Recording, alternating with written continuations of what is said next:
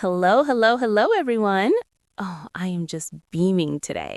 Welcome back to the English Buddy podcast.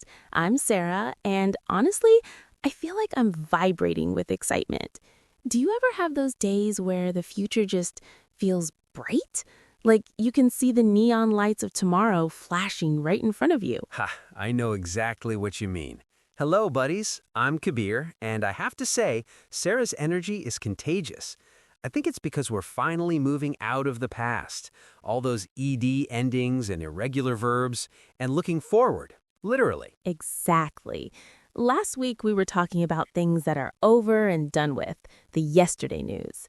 But today we are talking about dreams, plans, and the vibe of tomorrow. Right, because let's be honest, if you can't talk about your future, how are you going to order a pizza for tonight or plan that world tour we keep talking about? If you don't have the future tense, you're basically stuck in a time loop. Giggles, exactly. But before we get into the heavy grammar lifting, Kabir, tell me, what does your weekend look like? Give us the scoop. Let's see. Well, on Saturday morning, I will go to the gym. That's a firm promise to myself because I ate 3 donuts this morning. And then around 2 p.m., if you try to call me, I probably won't answer. Oh, why not? Are you going into hiding? Joining a secret society? No, it's because at 2 p.m., I will be watching the big football match. It's the finals, Sarah. I'll be glued to the screen, probably shouting at the referee. Perfect. Buddies, did you hear that? Kabir just gave us our 2 stars of the show without even trying. I will go and I will be watching. He just handed us the keys to the future. So, Sarah, let's break down the bread and butter first. The future simple. It sounds simple, but I know there's a lot going on under the hood. Right. Think of the future simple as a single dot on our timeline. It's a point in the future. We use it for a few specific things: quick decisions, promises, and general facts. It's like a light switch, on or off. Like when the waiter asks what I want and I say, I will have the lasagna. Exactly. That's a snap decision. You didn't wake up 3 years ago knowing you'd want lasagna today. You looked at the menu, your stomach growled, and you decided now for the future. Ha, I do that a lot, especially with food. I'm a very spontaneous eater. We also use it for predictions without 100% evidence, like, I think it will rain tomorrow. We don't know for sure. We aren't looking at a giant black cloud right now, but we're making a guess based on our gut. So it's for the spontaneous, the promised, and the predicted. You got it. It's the willpower. But wait, Sarah, I hear people say, I'm going to eat lasagna, too.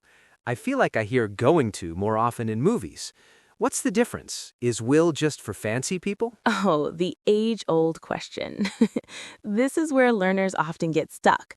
Going to is for a plan or intention you already made. If you bought the ingredients for lasagna yesterday and they're sitting in your fridge, you say, I'm going to make lasagna. Ah, so the decision happened in the past, but the action is in the future. Precisely. If you just saw it on a menu and felt hungry, you say, I'll have the lasagna. Will is the spark. Going to is the plan you've already drawn and folded into your pocket. I see. So will is like a spark of fire, and going to is like a map you've already drawn and folded into your pocket. That's a beautiful way to put it, Kabir. You're getting poetic on us. Okay, so if the simple future is a dot, what's the future continuous?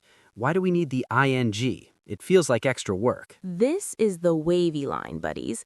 This is for an action that will be in progress at a certain time in the future. It's the difference between a photo and a video. Like my football match. Exactly. You aren't just saying you will watch it, which sounds like a fact. You're saying that at 2 p.m., you'll be in the middle of that action. If I walk into your house at 2:15 p.m., I will see you on the couch, chips in hand, eyes on the TV. So it's more about the duration. It's about being inside the moment. Yes. It makes the sentence feel more alive. It sets the scene. If I say, tomorrow at 10 a.m., I will be working, it sounds much more descriptive. It tells the listener that the action has a beginning and an end, and at that specific moment, I'm right in the thick of it. Right. It tells the other person, don't bother me then, I'm busy. Exactly. We often use it to talk about our future busyness. It's a great way to politely decline an invitation. I'd love to come, but I will be helping my mom move house at that time. Now, Sarah, in the last episode, we talked about the past interruption. You know, I was showering when the phone rang. Can that happen in the future, too?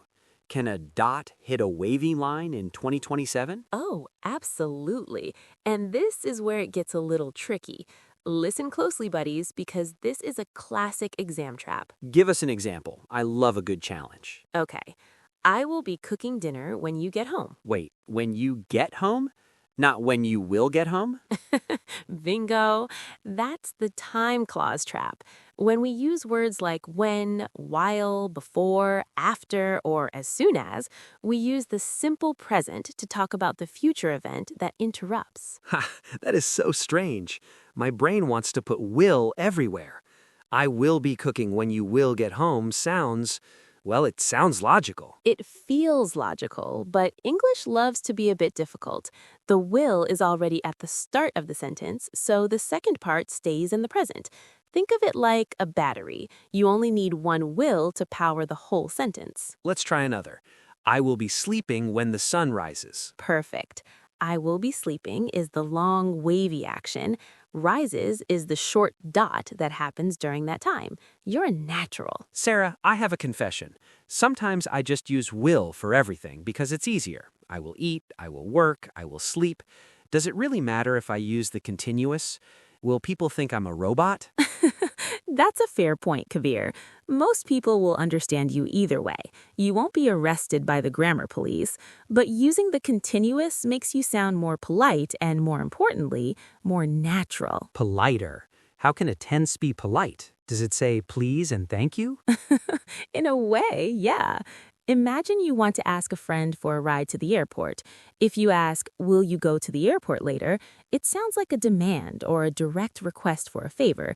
It's very pointing a finger. Okay, I see. It's very direct. But if you ask, will you be going toward the airport later, it sounds like you're just asking about their existing plans. It's less pushy. It gives them an easy way to say no if they weren't already going that way. Oh, it's like saying, hey, if you're already doing this anyway, could you help me? It's the no pressure tense. Precisely. It's the polite inquiry. We use it to ask about people's plans without making it feel like we're forcing them into doing us a favor. It's a social superpower. Now, we can't have an episode without mentioning our favorite rebels, the ones who refuse to follow the rules.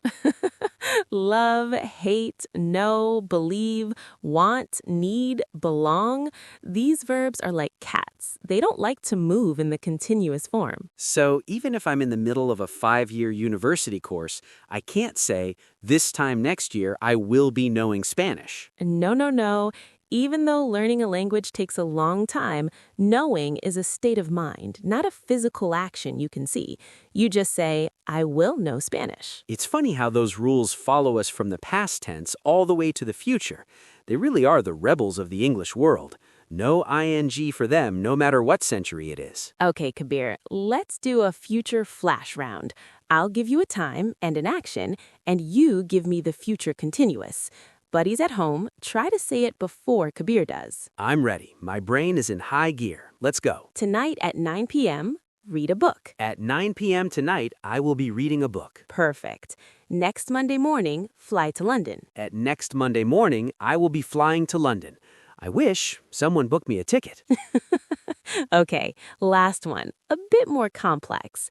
In 10 years, live in a mansion. In 10 years, I will be living in a mansion with a giant library and a personal pizza chef. Spot on. Buddies, try it at home. Think about what you will be doing at this exact time tomorrow. Are you at work? Are you cooking? Are you walking the dog? Sarah, before we wrap up, I noticed something in my classes. A lot of students say, I will be go, or I will going. It's like they have all the ingredients, but they aren't mixing the cake right. Oh, that's a huge one. It's the broken chain error. Remember, buddies, you have two distinct paths. Number 1, simple path. I plus will plus go. Clean and easy. Number 2, continuous path. I plus will plus be plus going. You can't mix them. You need the be and the ing for the continuous. They're like a team. If the be goes on vacation, the sentence breaks. If the ing disappears, it makes no sense. Exactly. And don't forget the will. Some people say I being go. That's like trying to drive a car without an engine. You need the whole chain. Subject plus will plus be plus verbing. It's a four-part harmony. If one person is out of tune, the whole song sounds wrong. It's that time again, buddies. The challenge. This is where you get to show off your future vibes. We want to hear about your future vibe. Don't just give us a boring list, give us a scene. In the comments or in your notebooks, write 2 sentences. 1, one thing you will do tomorrow, a fact, a promise, or a quick decision. 2, one thing you will be doing tomorrow at a specific time, the scene setter. For example, tomorrow I will buy some flowers. At 5 p.m., I will be planting them in my garden while the sun sets. I love that. So poetic. My turn. Tomorrow, I will finish my project. At 8 p.m., I will be celebrating with a large pizza and a cold drink. Always back to the food with you, Kabir. But hey, it's a great example. You will finish the dot, and then you will be celebrating the wavy line of joy. Hey, food is the ultimate motivator for grammar. It truly is. Well, buddies, that's all for today's deep dive into the world of tomorrow. Remember, the future isn't just something that happens to you, it's something you can describe in beautiful, continuous detail. Absolutely. Don't be afraid to make mistakes. If you say, I will be go, just laugh, correct yourself, and keep moving. Like Sarah always says. Every mistake is a step toward getting better. It's just data for your brain to process. Haha, thanks for tuning in to the English Buddy podcast. Don't forget to hit that subscribe button so you'll be receiving our next episode as soon as it drops. See what he did there? He used the continuous for a scheduled future event. Clever boy. See you soon, buddies. Bye-bye.